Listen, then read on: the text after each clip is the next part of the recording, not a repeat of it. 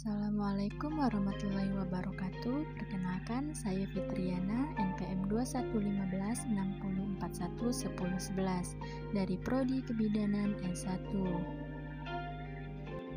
Nah, di sini kita akan mempelajari jantung. Jantung sendiri memiliki fungsi. Fungsinya adalah untuk memompa atau mengirim darah ke seluruh bagian tubuh atau jaringan tubuh. Nah, kemudian darah dikirim ke jaringan-jaringan tubuh kita karena dua hal, yaitu darah menyediakan zat-zat yang diperlukan oleh tubuh kita seperti oksigen dan nutrisi. Karena darah akan mengangkut zat-zat buangan yang dihasilkan oleh jaringan tubuh kita agar zat tersebut dapat dieliminasi dari tubuh melalui organ-organ ekskresi seperti ginjal dan juga paru-paru.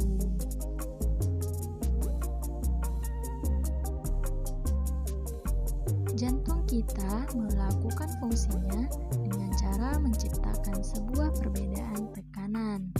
Nah, fluida akan mengalir dari darah di mana tekanannya tinggi ke daerah tekanannya rendah.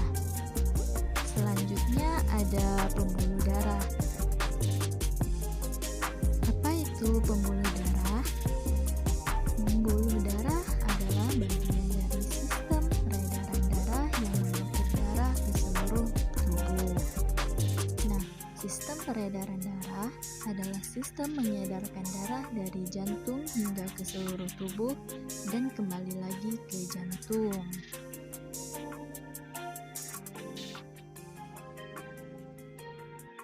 Pembuluh darah dibedakan menjadi dua, yaitu pembuluh darah nadi atau arteri dan pembuluh darah balik, yaitu vena. Nah, selanjutnya ada pengertian dari masing-masing pembuluh darah tersebut. Yang pertama yaitu ada pembuluh darah nadi atau arteri, merupakan pembuluh darah yang mengalirkan darah keluar jantung. Arteri berisi darah yang mengandung banyak oksigen, kecuali arteri paru-paru.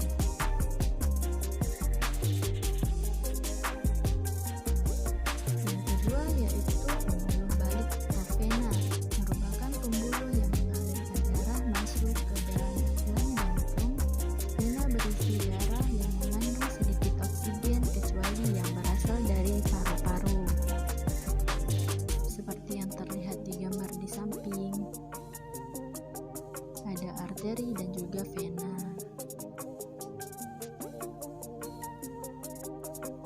Nah, selanjutnya perlu diketahui nih, ujung arteri dan vena yang bercabang-cabang menjadi pembuluh-pembuluh kecil yang disebut dengan pembuluh kapiler.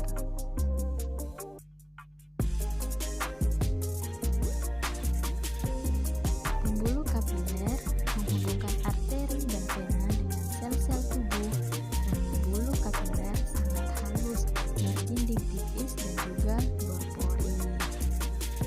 Dalam pembuluh kapiler ini terjadi pertukaran dua zat, yaitu antara oksigen dan juga karbon dioksida. Selanjutnya ada perbedaan antara pembuluh nadi atau arteri dan pembuluh balik atau yang biasa disebut dengan vena. Nah, perbedaannya adalah pembuluh nadi, nama lain dari pembuluh nadi adalah arteri, sedangkan pembuluh balik yaitu vena. Pembuluh nadi berisi darah bersih atau kaya oksigen, sedangkan pembuluh balik yaitu berisi darah kotor atau kaya karbon dioksida. Yang ketiga yaitu pembuluh nadi mengalirkan darah dari jantung ke seluruh tubuh, sedangkan pembuluh balik mengalirkan darah dari seluruh tubuh ke jantung.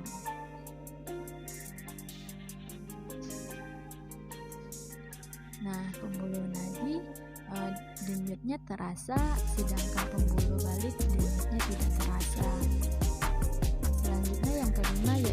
jika pembuluh nadi terbuka darah meluncur deras, sedangkan pembuluh balik jika terluka darah hanya menetes.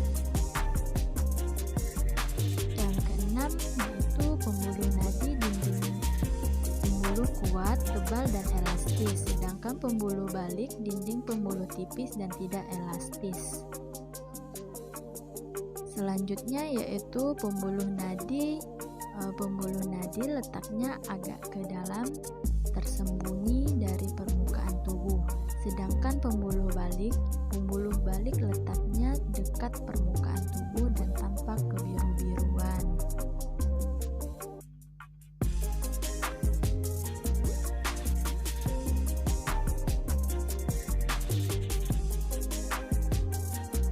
Nah, di sini ada perbedaan pembuluh darah arteri, vena, dan kapiler. Sifatnya yaitu ada dinding, arah aliran, tekanan darah, letak, klep, denyut, dan juga jika terluka. Nah, dari pemaparan video tersebut dapat disimpulkan bahwa pembuluh darah adalah bagian dari sistem peredaran darah yang mengangkut darah ke seluruh tubuh. Pembuluh darah dibedakan menjadi dua, yaitu pembuluh darah nadi atau arteri dan pembuluh balik atau vena. Sedangkan ujung arteri dan vena yang bercabang-cabang menjadi pembuluh-pembuluh kecil disebut dengan pembuluh kapiler.